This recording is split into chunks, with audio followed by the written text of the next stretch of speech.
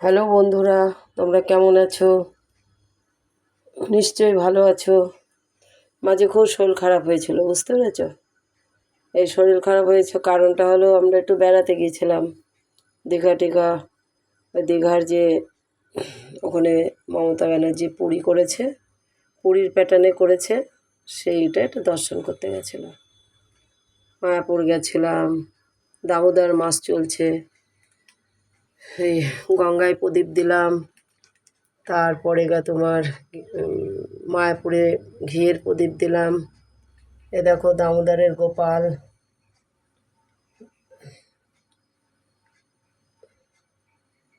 ঘরেও প্রদীপ দিই, ঘিয়ের প্রদীপ। আজকে তো বৃহস্পতিবার, দেখো মায়ের পুজো করলাম।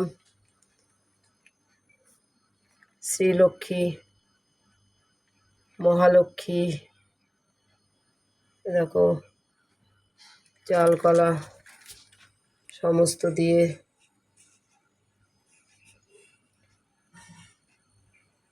পুজো করলাম।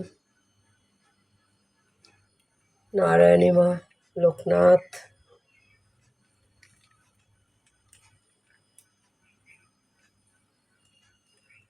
রাধা গোবিন্দকে আজকে স্নান করিয়েছি, নতুন কাপড় চোপড় পরিয়েছি।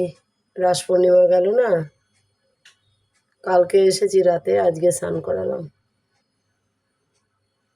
সেবা দিয়েছি মিষ্টি কলা দিয়ে। পিছনে পঞ্চতত্ত্ব আছে,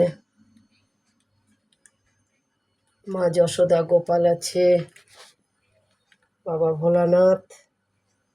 আজকে প্রচুর ফুল ফুটেছে বাড়িতে।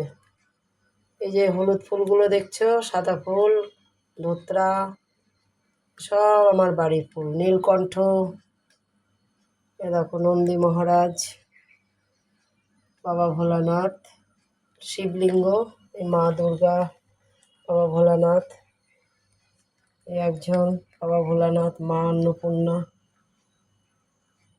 বজরংবলী,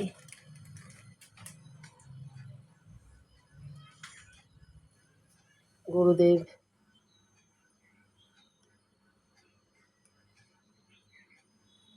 অনুকূলচন্দ্র।